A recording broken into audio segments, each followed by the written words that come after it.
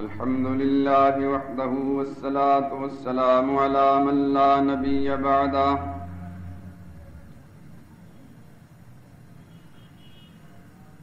أما بعد فأعوذ بالله من الشيطان الرجيم بسم الله الرحمن الرحيم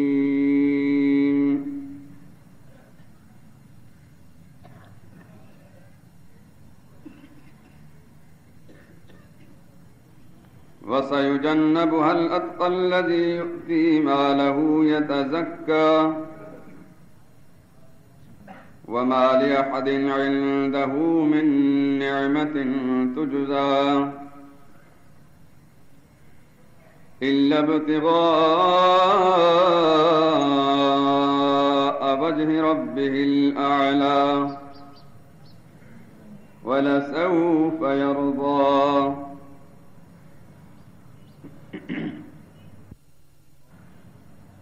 اور جو سب سے بڑا پرہیزگار ہے ان قریب وہ اس آگ سے بچا لیا جائے گا.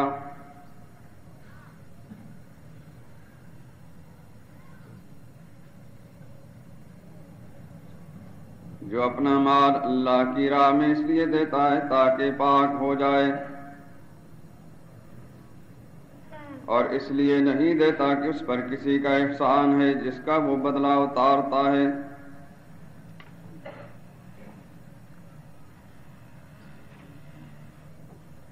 بلکہ وہ اپنے پروردگار کی رضامندی حاصل کرنے کے لیے مال خرچ کرتا ہے اور وہ عنقریب خوش ہو جائے گا. سبحان ربک رب العزت عما یصفون وسلام علی المرسلین والحمد للہ رب العالمین.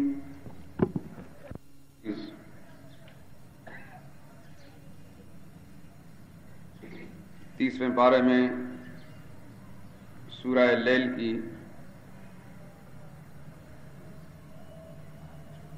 آخری 4 آیات کریمہ اس وقت تلاوت کی ہیں.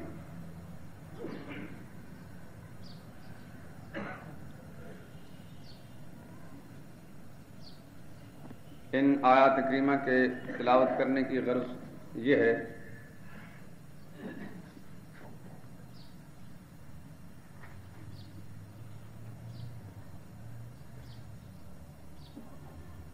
کہ اسلامی تقویم کے اعتبار سے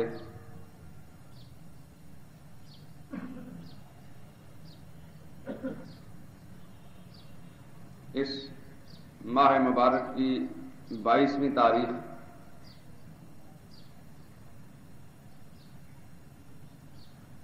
یعنی جمادی الثانیہ یا جمادی الاخری کی 22ویں تاریخ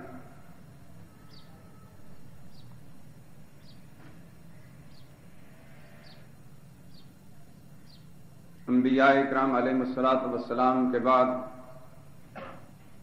آسمان کے نیچے اور زمین کی سطح پر سب سے بڑے انسان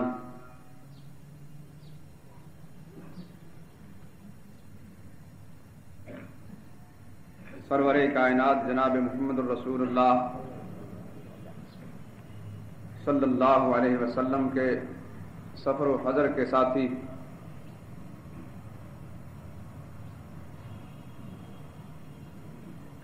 غار اور مزار کے رفیق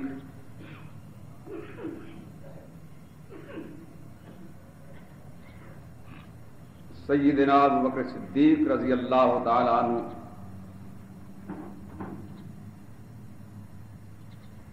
کی وفات کی تاریخ ہے.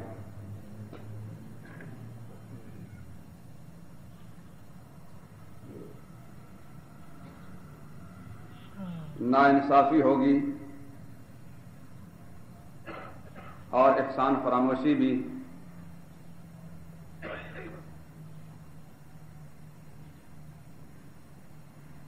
کہ اس موقع پر ان کا ذکر خیر نہ کیا جائے.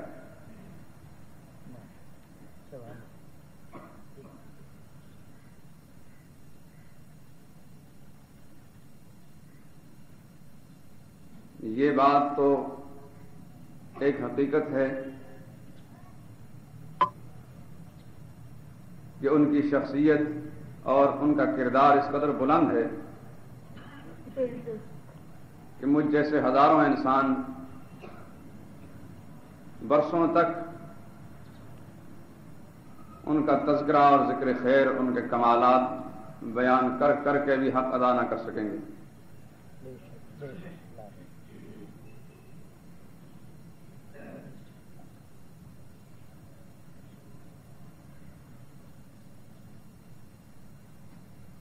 وہ عظیم انسان جس کے بارے میں سرور کائنات نے فرمایا کہ سب کے احسانات کے بدلے اتار چکا ہوں سوائے صدیق اکبر کے، جس کا بدلہ قیامت کے دن میرا پروردگار عطا کرے گا۔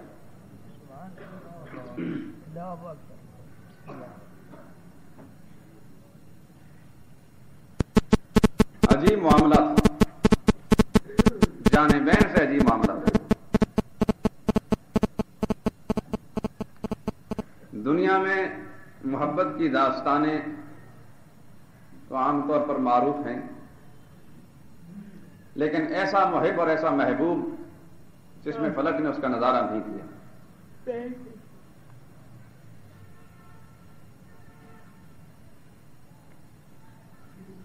اگر یہ کہا جائے اس دنیا میں فنا فی الرسول کا اولی مصداق کون ہے، تو خدائے بزرگ برتر کی قسم جس کی یہ سچی کتاب میرے ہاتھ میں ہے، ساری کائنات میں گھوم پھرنے کے بعد اس کا اگر اولی مصداق کوئی دکھائی دے گا، نظر آئے گا، تو وہ صدیق اکبر ہے رضی اللہ تعالیٰ۔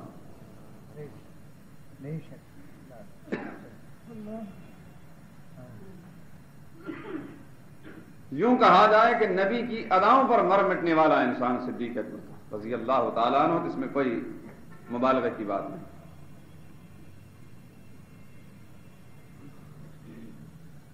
اور نبی کا معاملہ بھی صدیق اکبر کے ساتھ بڑا عجیب ہے صلی اللہ علیہ وسلم۔ ایک بار شیخین آپس میں کسی معاملے میں الجھ پڑے، جانتے ہیں نا آپ شیخین کو، اور جاننا بھی چاہیے۔ صدیق اکبر اور فاروق اعظم رضی اللہ تعالی عنہما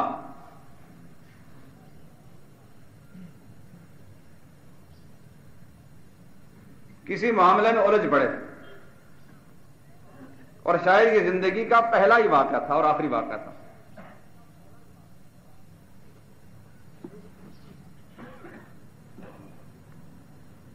حقیقت حال یہ تھی کہ اس معاملے میں صدیق اکبر رضی اللہ تعالی عنہ کا موقف کمزور تھا اور فاروق اعظم کا موقف مضبوط۔ میرے لیے یہ ممکن نہیں کہ میں اپنی زبان سے یوں کہوں کہ صدیق اکبر غلطی پر تھے، یہ بڑی جسارت ہے۔ اگر اسی مفہوم کو مہذب الفاظ کے اندر ادا کیا جائے تو آسمان نہیں ٹوٹ جائے گا۔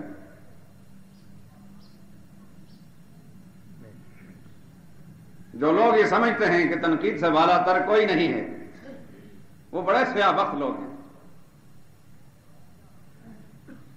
ہاں، ماں و شما ہم جیسے لوگ آپس میں ایک دوسرے پر تنقید کر سکتے ہیں، لیکن نبی کے صحابہ تنقید سے بالا تر ہیں، اور خود نبی نے ان کو تنقید سے بالا تر قرار دیا ہے۔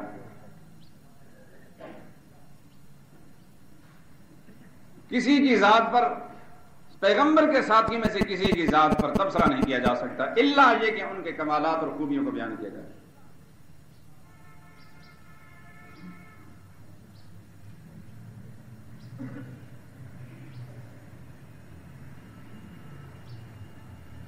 صدیق اکبر رضی اللہ تعالیٰ عنہ کا موقف فاروق اعظم کے موقف کے مقابلے میں کمزور تھا۔ بڑے بھی تھے، اس نسبت سے ممکن ہے کہ انہوں نے حضرت فاروق اعظم کو کچھ زجر و توبیخ بھی فرمائی ہو، لیکن بعد میں حضرت فاروق اعظم رضی اللہ تعالیٰ عنہ کو یہ احساس ہوا کہ یہ تو وہ عظیم انسان ہے کہ جس کا لحاظ محمد رسول اللہ بھی فرماتے ہیں صلی اللہ علیہ وسلم، فوراً معافی مانگنے لگ گئے، معافی کے طلبگار ہوئے، مگر صدیق اکبر رضی اللہ تعالیٰ عنہ نے اس موقع پر معافی نہ دی اور اپنی ناراضگی یا ادنا درجے کی جو رنجش تھی، لفظ ناراضگی کا استعمال یوں نہیں کیا جائے گا جیسا کہ ماں و شما آپس میں ایک دوسرے کے ساتھ ناراض ہوتے ہیں، معمولی سی جو رنجش تھی وہ برقرار رکھی اور فوراً یوں نہ فرمایا کہ میں نے تجھے معاف کیا، گھر کی طرف تشریف لے گئے۔ پیچھے پیچھے حضرت فاروق اعظم تشریف لے جا رہے ہیں اور فرما رہے ہیں مجھے معاف کر دیجیے، لیکن کوئی جواب نہ ملا تو سیدھے سرکار دو عالم صلی اللہ علیہ وسلم کی خدمت اقدس میں حاضر ہوئے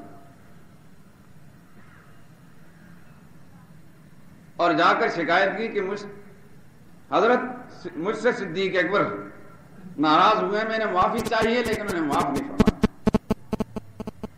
گویا وہاں جا کر کوئی شکایت کرنا مقصود نہیں تھا بلکہ ایک درجے میں سفارش طلب کرنا تھا کہ آپ فرمائیں کہ مجھے معاف کر دیں۔ صدیق اکبر رضی اللہ تعالیٰ عنہ کو طلب فرمایا، بارگاہ نبوت میں حاضر ہوئے، شیخین تشریف فرما ہے۔ صدیق اکبر کو احساس ہو گیا کہ میرا موقف کمزور تھا،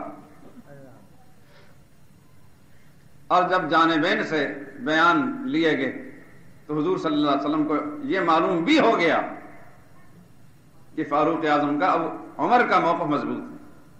وَإِيهَمَا،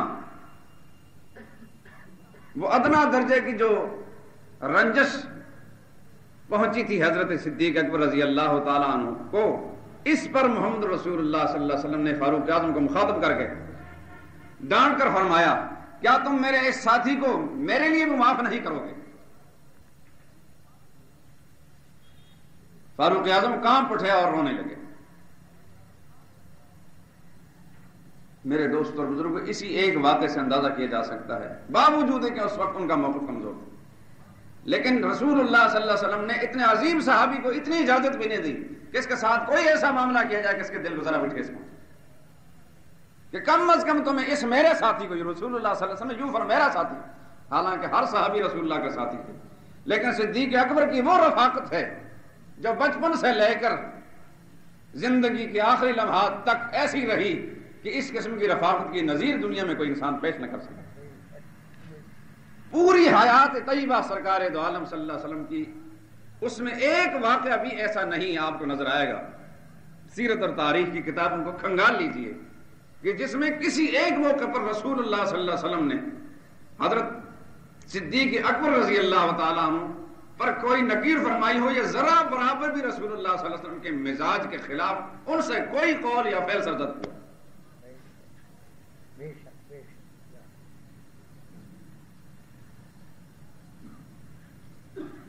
صحابہ اکرام مکی زندگی میں مظالم برداشت کرنے کے بعد جب ہجرت کرنے لگے تو یکے بعد دیگر حضور صلی اللہ علیہ وسلم اجازت دینے لگے۔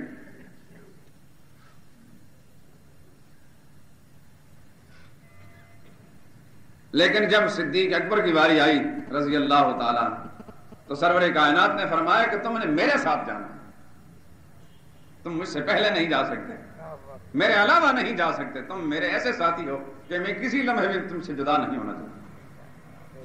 پھر کیسا ساتھ رکھا پروردگار عالم نے، اس لیے میں نے جملہ عرض کیا تھا کہ غار کے بھی ساتھی ہیں اور مزار کے بھی ساتھی ہیں، اور انشاءاللہ جنت میں دار قرار کے بھی ساتھی ہوں گے، جیسے حضرت مجدد الفسانی رحمہ اللہ نے فرمایا۔ مجدد الفسانی رحمۃ اللہ تعالی نے بہت بڑے کبار اولیاء اللہ میں سے تھے اور بڑے کشف والے انسان تھے کہ جن کے کشوف علماء امت کے اندر مسلمات کا درجہ رکھتا ہے۔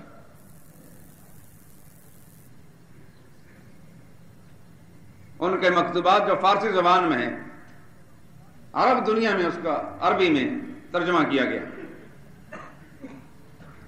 اور بغداد کے ایک عظیم شان مفسر علامہ سید محمود آلوسی، جنہوں نے قرآن پاک کی 30 جلدوں میں عربی زبان کی ایک ضخیم تفسیر لکھی ہے، اس دور کے علماء کے لیے وہ ایک عظیم سرمایہ ہے. اس تفسیر کے اندر بھی جا بجا مجدد کا تذکرہ لکھتے ہیں، قال شیخ المجدد. علامہ آلوسی لکھتے ہیں قال شیخ المجدد، شیخ مجدد نے یہ فرمایا ہے. حضرت مجدد الفسانی رحمۃ اللہ تعالی فرماتے ہیں کہ میرے پروردگار نے مجھے بذریعہ کشف سیر کرائی عالم بالا کی، اور میں نے ان تمام مقامات کو دیکھا جو جس کے لیے بھی تیار ہیں.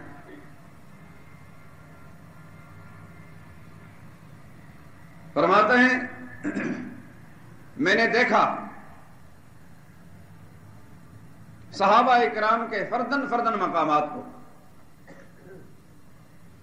حضرت علی کا مقام بھی دیکھا، اور حضرت عثمان کا بھی، حضرت طلحہ کا بھی، اور حضرت زبیر کا بھی، سعد بن وقاص کا بھی، اور عبد الرحمن بن عوف کا بھی، اور دوسرے تمام بزرگوں کا. لیکن میں نے ایک خاص چیز یہ دیکھی کہ جنت کے اندر جس مقام پر محمد الرسول اللہ صلی اللہ علیہ وسلم ٹھہریں گے، جنت کے جو محلات سرور کائنات کے لیے رب العالمین نے بنائے ہیں، اس بلڈنگ میں، اس عمارت میں محمد رسول اللہ صلی اللہ علیہ وسلم کے ساتھ پوری انسانیت میں سے سوائے ابو بکر و عمر کے اور دوسرا کوئی نہیں ہے. باقی صحابہ اکرام کے بارے میں فرماتے ہیں ہم شہر ہونے کا شرف تو انہیں حاصل ہے، لیکن ہم عمارت اور ہم بلڈنگ ہونے کا شرف کسی کو نصیب نہیں ہے. اور ساتھ یہ بات فرماتے ہیں کہ ان سب کے درجات و مراتب کا فرق اتنا ہے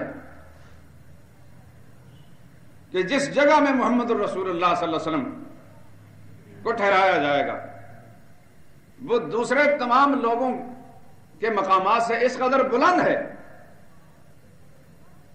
کہ سوائے اس انسان کے کہ جس پر خدا کا خاص فضل و کرم ہو، اللہ پاک اس کو اس کی سیر کرا دیں، ورنہ کسی کی رسائی نہیں ہے وہاں. اور یہاں پر ایک بات لکھتے ہیں حضرت مجدد صوفیاء کرام کے سلسلوں کے بارے میں. جتنے اللہ والے دنیا میں گزرے ہیں، ان کی محبت ہمارے لیے سرمایہ آخرت ہے. اور یہ بات یاد رکھیں کہ دنیا میں کوئی اللہ کا ولی جو گزرا ہے یا آئندہ ہوگا، وہ سب ہمارے رہنما ہیں اور ہمارے سر کے تاج ہیں. ان کی محبت ہمارا جزو ایمان ہے. شیطان وسوسہ اندازی کرتے ہوئے مسئلہ توحید کے بیان کے ضمن میں سامعین کے دل و دماغ میں یہ بات ڈالتا ہے کہ دیکھو گستاخی اور بے ادبی ہو رہی ہے. اس لیے جملہ معترضہ کے طور پر درمیان میں یہ بات میں کہہ رہا ہوں کہ مسئلہ توحید جو ہمارا اصل اصول ہے، کہیں ایسا نہ ہو کہ ابلیس لہین یہاں بھی کوئی واردات کر جائے. اس کی کوشش تو یہ ہے اور تادم یہاں پر یہ کوشش رہے گی. لیکن میں پہلے سے یہ وضاحت کر دوں، نہ صرف یہ کہ ہم ان کی محبت کو اور عقیدت کو اور ان کے ادب و احترام کو اور ان کی اتباع کو اپنے لیے سرمایہ آخرت سمجھتے ہیں، دوسرے مسلمانوں کو بھی اسی بات میں تلقین کرتے ہیں. اطاعت محبت الگ چیز ہے اور عبادت الگ چیز ہے. اطاعت اور محبت ان کا حق ہے، عبادت ان کا نہیں، سوائے خدا کے باقی کسی کا حق نہیں. عرض کر رہا تھا حضرت مجدد کی بات، فرماتے ہیں کہ بہت سے صوفیاء کرام بزرگان دین کے سلسلے عام طور پر حضرت علی رضی اللہ تعالیٰ عنہ پر جا کر منتہی ہو جاتے ہیں. خصوصاً یہ بات ان حضرات کو معلوم ہوگی جو واقعی کسی بزرگ کے ساتھ سلوک کے منازل طے کر رہے ہوں. یہ معروف مان میں پیری مریدی یہ کوئی شے نہیں، یہ تو ایک پکھنڈ بازی ہمارے ملک میں. جو اولیاء اللہ ہوتے ہیں وہ نہ تو اپنے آپ کو یہ معروف کراتا ہے میں پیر ہوں اور اپنے مریدوں کی یہ میرا مرید ہے. یہ تو ایک تماشا ہے اس ملک میں۔ اصل میں بیعت کا مقصد ہوتا ہے اصلاح۔ بیعت بیعن سے ہے، جس کا معنی بیچ دینا۔ جو شخص کسی کے ہاتھ پر بیعت کرتا ہے وہ اپنے آپ کو اس پر بیچ دیتا ہے، اور جو چیز کسی پر بک گئی ہو، اس کے ہاتھ میں چلی گئی، وہ جس طرح چاہے اس کے اندر تصرف کرے۔ تو بیعت کرنے والا گویا اللہ کے ولی کے ہاتھ میں دے دیتا ہے اپنے ہاتھ کو کہ میری زندگی کو جدھر چلائیں گے اب آپ کے ہاتھ میں نے دے دیا۔ وہ اگر واقعی اللہ کا ولی ہوگا تو پھر تو وہ جنت کی لائن پر چلائے گا، اس کی ایک ایک حرکت اور سکون پر کنٹرول کرے گا اور نگاہ میں رکھے گا۔ اور جو مرید ہے وہ ہر وقت اپنے حالات سے اپنے شیخ کو باخبر رکھے گا، اس وقت میری کیفیت یہ ہے، اس وقت یہ ہے۔ یہ ایسا ہی ہے جیسا کہ ایک مریض ڈاکٹر کی نگرانی میں رہتا ہے، اور وقتاً فوقتاً ڈاکٹر مسلسل نسخے استعمال کراتا رہتا ہے، اور وقتاً فوقتاً چیک بھی کرتا ہے، اور پھر موقع بموقع نسخوں میں تبدیلی آتی رہتی ہے، تا وقت کہ وہ مریض تندرست ہو جاتا ہے۔ روحانی امراض کے معالج ہوتے ہیں یہ اولیاء اللہ۔ تمام سلاسل کی انتہا حضرت علی پر ہوتی ہے سوائے سلسلہ نقشبندیہ کے، جو حضرت مجدد صاحب کا سلسلہ۔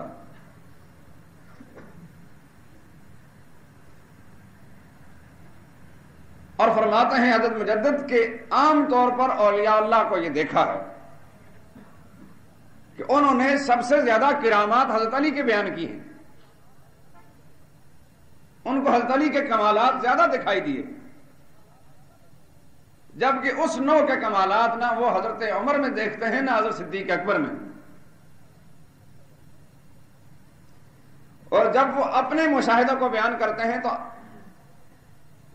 ان کی باتیں سننے یا ان کی کتابیں پڑھنے والے لوگ یہ سمجھتے ہیں کہ نبی کے صحابہ میں جو صاحب کمالات کوئی شخصیت گزری ہے تو وہ حضرت علی رضی اللہ تعالیٰ، کیونکہ اولیاء اللہ نے جو کچھ اپنا مشاہدہ تھا وہ بیان کیا، اور ان کے مشاہدے میں حضرت علی کے کرامات اور کمالات زیادہ دکھائی دیے، چنانچہ انہوں نے بیان کیا۔ کسی نے تو ان کمالات کو اور کرامات کو دیکھ کر اعتدال کی پالیسی اختیار کی، جیسا اہل سنت والجماعت کا مجمع علیہ عقیدہ ہے، اور کسی نے غلو اختیار کیا تو وہ رافضی بنا۔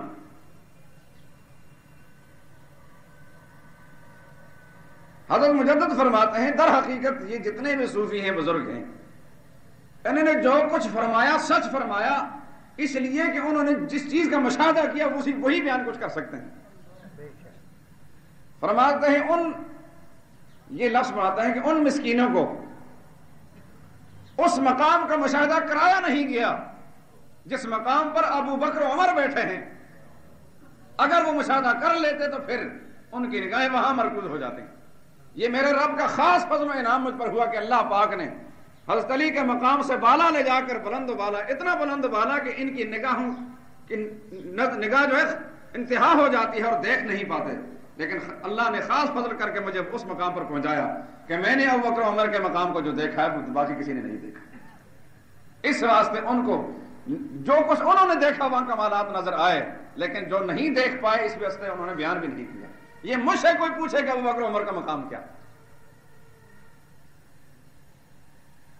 میں آپ حضرات کی توجہ ایک کتاب کی طرف دلاؤں گا، تذکرہ مجدد الفسانی۔ بڑی عجیب کتاب ہے وہ، ہمارے ہندوستان کے ایک معروف بزرگ عالم دین، اللہ ان کو سلامت رکھے، مولانا محمد منظور نعمانی، کسی زمانے میں انہوں نے الفرقان ان کا پرچہ جو آج تک جاری ہے، اس کے اندر مجدد الفسانی نمبر نکالا تھا، اور بڑے بڑے جلیل قدر صاحب قلم علماء کے مقالات اس میں لکھوائے تھے۔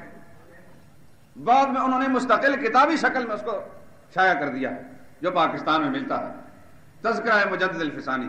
اس کے اندر بھی یہ چیز مولانا منظور نعمانی نے بطور خاص نقل کر دی۔ مکتوبات کا تو اس واسطے میں آپ حضرات کو نہیں بتا رہا کہ مکتوبات براہ راست فارسی میں آپ اس سے فیض نہیں حاصل کر سکیں گے، خاص طور پر وہ آدمی جو فارسی نہیں جانتا۔ اس میں چونکہ ترجمہ بھی ساتھ ساتھ نقل کیا ہوا ہے، اس واسطے آسانی ہوگی۔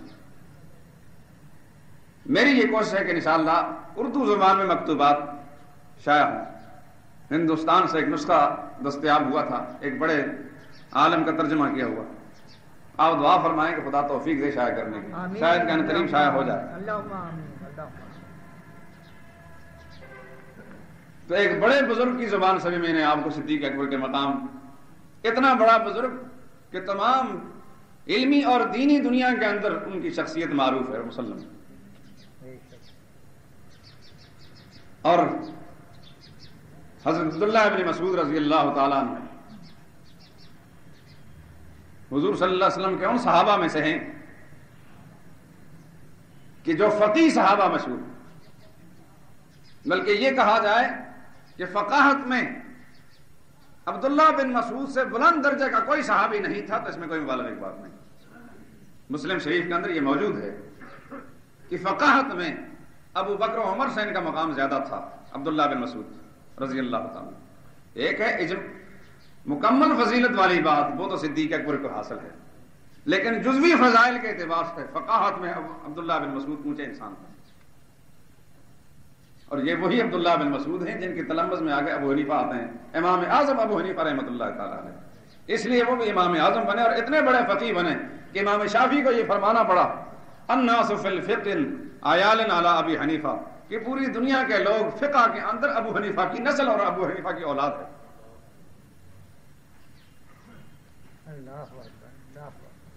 جس ابو حنیفہ کے اساتذہ کے اندر عبداللہ بن مسعود جیسے لوگ ہوں گے، اور عبداللہ بن مسعود جو براہ راست شاگرد ہے محمد مصطفیٰ صلی اللہ علیہ وسلم کا، پھر ان کی فقاہت کیوں نہ اونچی ہوگی. عبداللہ بن مسعود یہ فرماتے ہیں لقد قمنا بعد رسول اللہ صلی اللہ علیہ وسلم مقاما لولا ان اللہ من علینا بابی بکر کنا نہلک، کہ محمد مصطفیٰ صلی اللہ علیہ وسلم کے وصال کے فوراً بعد ہم تمام لوگ ایک ایسے موڑ پر کھڑے تھے یا ان ایسے حالات میں گھر گئے تھے، لولا ان اللہ من علینا بابی بکر، اگر یہ بات نہ ہوتی کہ رب العالمین ابو بکر جیسے انسان کی شکل میں مسلمانوں پر احسان نہ فرماتے، کننا نہلک، تو ہم سب کے سب ہلاک ہو چکے ہوتے. اس قدر نازک حالات کے اندر ہم گر گئے. مرتدین سر اٹھا رہے ہیں، منکرین زکوٰۃ نے ببانگ دہل زکوٰۃ دینے سے انکار کر دیا. مسلمہ کذاب اور اسود عنسی، سجا بنت حارث اور طلیحہ اسدی جیسے کذاب اور جھوٹے لوگوں نے نبوت کا اعلان کر دیے. مسلمہ کذاب اتنا بڑا فتنہ پرداز تھا جیسا کہ آپ کا مسلمہ پنجاب مرزا غلام احمد قادیانی.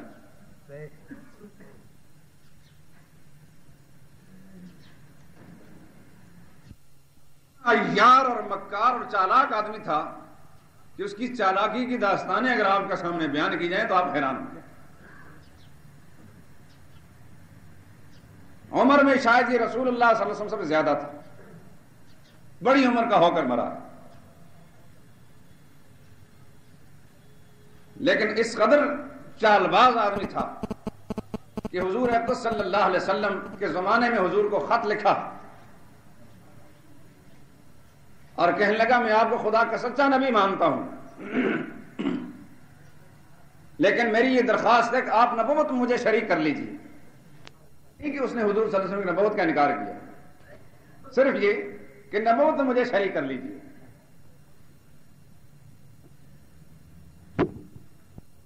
سرور کائنات جناب محمد رسول اللہ صلی اللہ علیہ وسلم نے خط لکھا مسلمہ کو، سیرت کی کتابوں میں پڑھ کر دیکھ لیا، میں محمد رسول اللہ الی مسلمۃ الکذاب. یہ محمد رسول اللہ کا خط ہے، یہ محمد جو اللہ کا رسول ہیں ان کا خط ہے مسلمہ کی طرف جو کذاب ہے. محمد رسول اللہ صلی اللہ علیہ وسلم نے اپنی تحریر سے پہلے ہی مرحلے پر بعد میں آنے والی نسل کی رہنمائی کر دی کہ جو محمد مصطفیٰ صلی اللہ علیہ وسلم کی ختم نبوت کے بعد کسی درجے میں بھی نبوت کا اعلان کرے گا، بلا تأمل اس کو کذاب اور دجال کہا جائے اور لکھا جائے. اس واسطے مرزا غلام احمد قادیانی کا تذکرہ آیا تو اس کو دجال ضرور کہا جاتا، کیونکہ محمد رسول اللہ صلی اللہ علیہ وسلم نے ارشاد فرمایا ہے میری امت میں کذاب اور دجال آئیں گے، کذابون دجالون کلہم یزعم انہ نبی اللہ، کہ وہ سب جھوٹے اور مکار لوگ، ان کا یہ دعویٰ ہوگا کہ ہم خدا کے نبی ہیں، ان کا یہ دعویٰ ہوگا کہ ہم خدا کے نبی ہیں۔ حضور نے فرمایا وَأَنَا خَاتَمُ النَّبِيِّينَ، حالانکہ میں نے نبیوں کا سلسلہ ختم کر دیا ہے، لا نبی بعدی، میرے بعد کوئی نبی نہیں آئے گا۔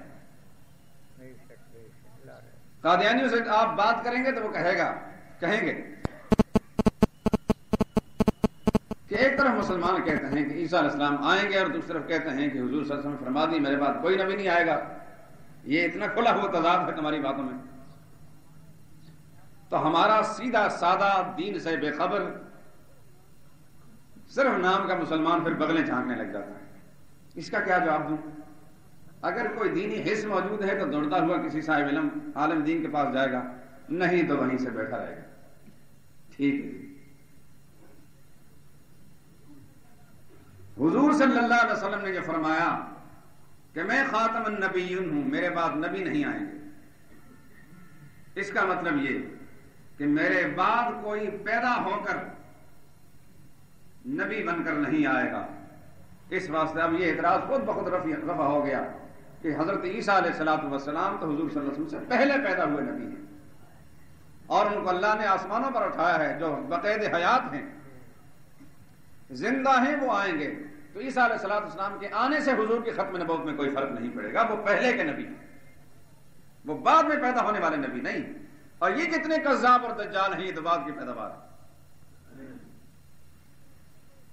تو اتنے بڑے بڑے کذابوں نے، دجالوں نے نبوت کا علم بلند کیا، اور مسلمہ کذاب نے تو اس قدر فتنہ پیدا کیا کہ چند روز میں تقریباً 40,000 انسانوں کا لشکر اپنے ارد گرد اکٹھا کر لیا۔ اتنا بڑا کذاب تھا اور مکار تھا۔ اور پھر جب صدیق اکبر رضی اللہ تعالیٰ عنہ نے ان تمام فتنوں کی سرکوبی کے لیے کمر ہمت باندھی، تو آپ اندازہ فرمائیں میرے دوستو کہ حالات کی نزاکت آپ اگر صحیح معنی میں سیرت اور تاریخ کی کتابوں میں پڑھیں گے تو انسان عجیب کشمکش میں مبتلا ہو جاتا ہے، اس کیفیت کو محسوس کرتا ہے کہ فاروق اعظم جیسا عظیم انسان جو بعد میں ثابت کر دیا کہ وہ استقامت کا ایک پہاڑ تھا، کہ بعد والے عیسائی نے بھی یہ کہا کہ دوسرا عمر ہوتا تو پھر دنیا میں عیسائی کوئی نہ ہوتا، آج اسلام ہی اسلام ہوتا۔ اس وقت وہ عظیم انسان بھی صدیق اکبر سے درخواست کرتا ہے کہ کچھ نرمی کیجیے، حالات اتنے نازک ہیں کہ ذرا سی بے اعتدالی کہیں پوری امت کو تباہ و برباد نہ کر دے۔ لیکن خدائے بزرگ برتر نے محمد مصطفیٰ صلی اللہ علیہ وسلم کے مسند نشینی کے لیے تکوینی طور پر علم ازلی سے جس کا انتخاب فرما لیا تھا کہ میں نے اپنے محمد کے مسلح پر جس کو کھڑا کرنا ہے صلی اللہ علیہ وسلم، اس کے اندر اللہ نے وہ ہمت اور جرأت اور استقامت اور شجاعت پیدا فرما دی تھی کہ جو عام لوگوں کو دکھائی نہیں دیتی تھی۔ اس کا خدائے بزرگ برتر کو پتا تھا۔ صدیق اکبر نے 2 ٹوک الفاظ میں جواب دیا، اے عمر، تم مجھے اس طرح کے مشورے دیتے ہو، میں یہ امید نہیں رکھتا تھا آپ سے، میں تو کچھ اور سوچتا تھا کہ زمانہ جاہلیت میں تو اتنے بڑے جبار اور اتنے سخت تھے، آپ سخت گیر تھے، اسلام میں آ کر اور اس دور کے اندر آ کر آپ خود کمزوری دکھائی دے رہے ہیں اور مجھے بھی یہ مشورہ دیتے ہیں۔ یہاں تک فرمایا کہ میں رسول اللہ صلی اللہ علیہ وسلم کے فیصلوں کو نافذ کر کے چھوڑوں گا۔ آخری لمحات میں حضور صلی اللہ علیہ وسلم نے ایک لشکر تیار کیا تھا بھیجنے کے لیے، روانہ ہونے والا ہی تھا کہ حضور کی وصال، وہ رک گئے۔ تجہیز و تکفین کے بعد اس مہم کو شروع کیا، اور لشکر کو روانہ کیا، تو صحابہ اکرام کچھ آڑے آنے لگے۔ اس وقت مسلحت کا تقاضا یہ ہے کہ یہ یہیں رہے. مدینہ کے حالات بھی دگرگوں ہو رہے ہیں. فرمانے لگے جو نبی کا ارادہ ہے اس کو میں مکمل کر کے چھوڑوں گا صلی اللہ علیہ وسلم ورضی اللہ تعالی عنہ. کیا عجیب معاملہ ہے میرے دوست. یہاں تک فرمانے لگے میری بوٹیوں کو آسمان کے پرندے نوچنے لگے, مدینہ کے تمام انسانوں کے گوشت کو جنگلی جانور کھانے لگے, حتیٰ کہ محمد مصطفیٰ کی بیویوں کے جسم کا گوشت بھی پرندے کھا لیں, نوچ لیں. یہ مجھے گوارا ہے, لیکن جو ارادہ محمد مصطفیٰ صلی اللہ علیہ وسلم نے فرمایا تھا اس میں تغیر و تبدیلی کرنا میرے لیے کوئی قطعاً گوارا نہیں.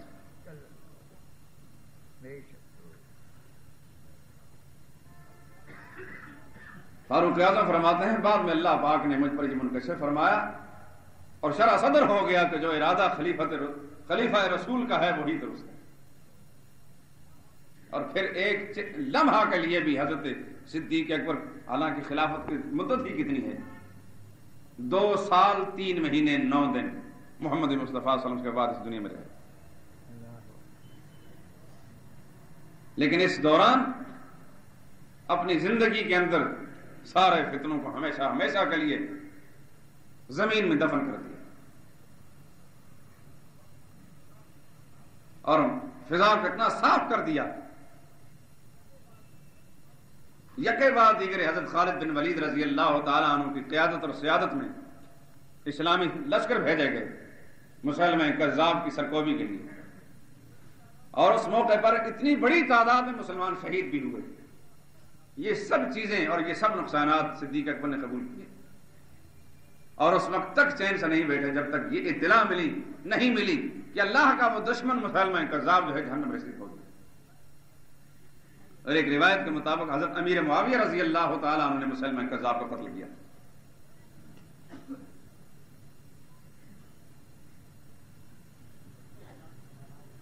تو اس قدر نازک حالات میں اس امت کی کشتی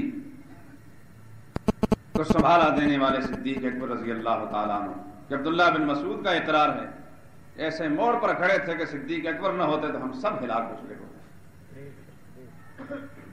یوں سمجھیں کہ آج اس دھرتی پر, اس کائنات ارضی پر جہاں جہاں بھی دین کا کوئی نام و نشان موجود ہے اور جہاں کہیں بھی کوئی مسلمان موجود ہے اس کی گردن پر براہ راست صدیق اکبر رضی اللہ عنہ کا استعمال. اور اس سے بڑا بد نصیب خدا کی زمین پر پیدا ہی نہیں ہوا جو صدیق اکبر رضی اللہ تعالیٰ عنہ کے بارے میں زبانیں تان دراز کرتا ہے یا دل کے اندر کوئی بغض رکھتا ہے.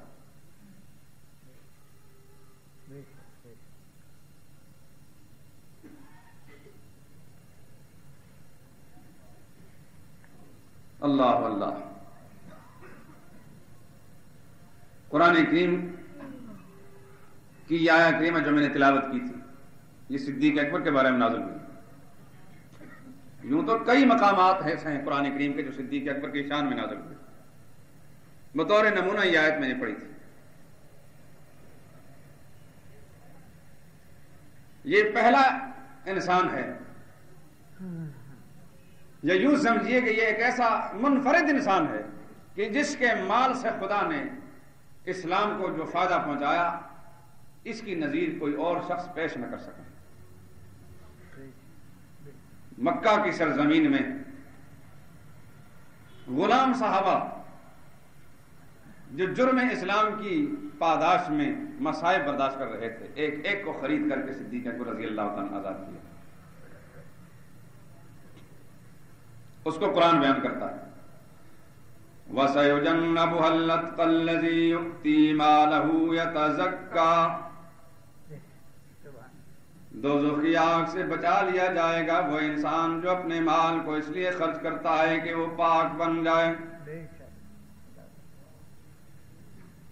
لوگ کہنے لگے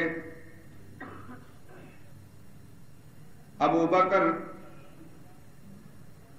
ان غلاموں کو اس لیے خرید کر آزاد کرتا ہے کہ شاید ماضی کی زندگی میں ان لوگوں کا کوئی احسان ابو بکر کی گردن پر ہوگا جس کا بدلہ اتارنے کے لیے یہ کام کر رہے ہیں. اللہ نے صدیق اکبر کی صفائی میں بیان فرمایا وما لأحد عنده من نعمت تجزا، دنیا میں کوئی مائی کا لال ایسا نہیں کہ جس کا کوئی احسان صدیق اکبر کی گردن پر زندگی کے کسی موڑ پر ہوا ہو،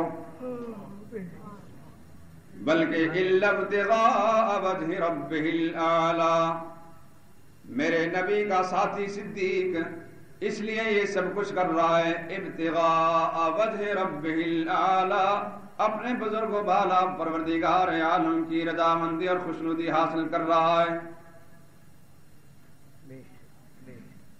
رب کائنات فرماتے ہیں وَلَسَوْفَ يَرْضَىٰ، آخری آیت یہ ہے، اور ان قریب ہم اس کو وہ کچھ دینے لگیں گے، وہ کچھ دیں گے ہم اس کی تفصیل نہیں بیان کر رہے، وَلَسَوْفَ يَرْضَىٰ، ان قریب یہ بہت راضی اور خوش ہوگا۔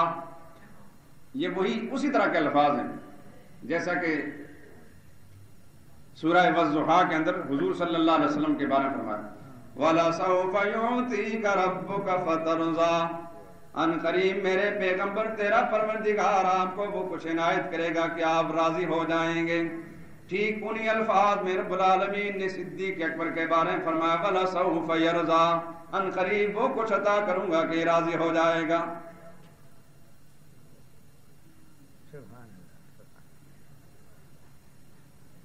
مدینہ میں بیٹھے ہیں،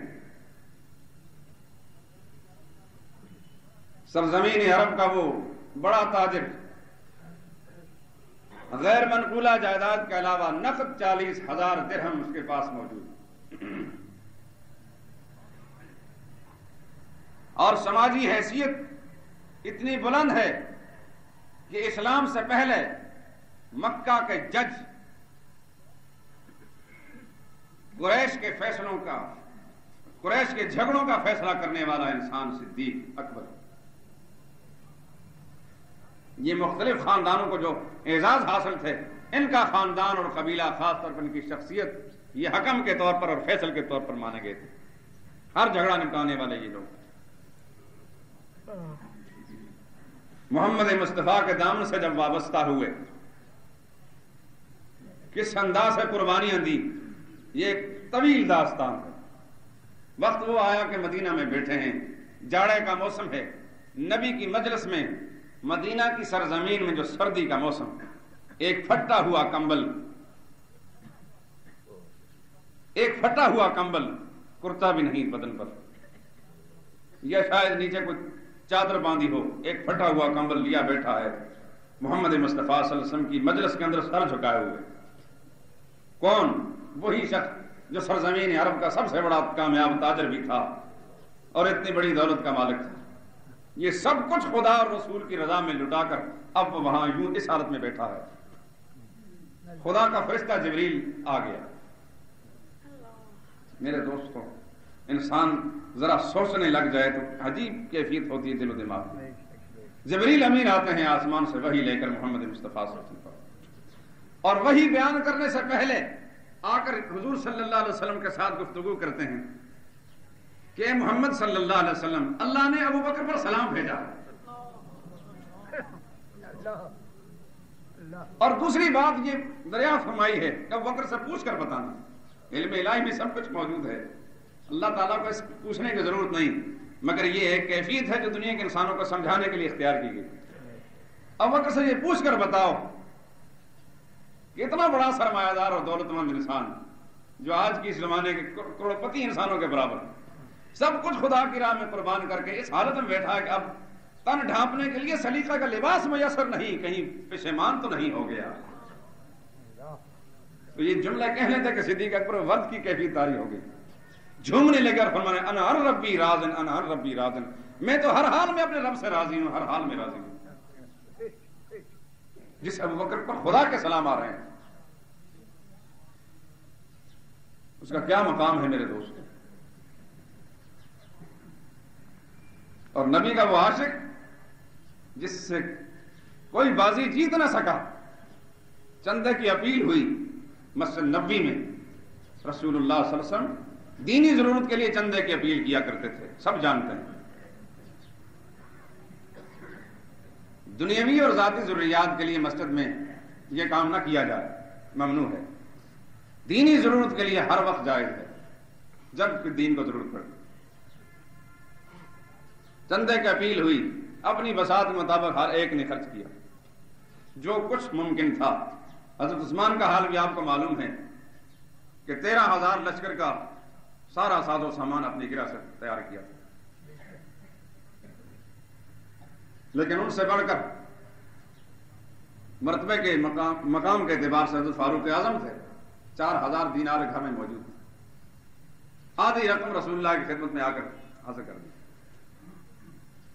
اور خوش ہونے لگے دل ہی دل میں کہ آج میں اس بوڑھے ساتھی سے بازی جیت جاؤں گا، اس لیے کہ اتنا سرمایہ اس کے پاس کم از کم موجود نہیں ہے جتنا آج میرے پاس ہے۔ خوش ہو رہے ہیں آپ، کیونکہ اس سے پہلے تو میں نے بڑی کوششیں کی مگر جیت نہیں سکا، لیکن آج میں جیت جاؤں گا۔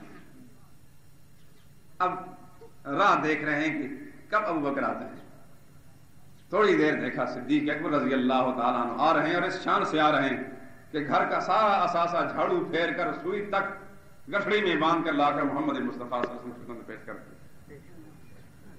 قرائن کو دیکھ کر رسول اللہ صلی اللہ علیہ وسلم نے دریا فرمایا، ابو بکر گھر کیا چھوڑا؟ کسی اور سے نہیں پوچھا، حضور صلی اللہ علیہ وسلم نے فرمایا ابو بکر گھر کیا چھوڑا؟ فرمایا خدا اور اس کے رسول کی محبت چھوڑ کر آیا، بس۔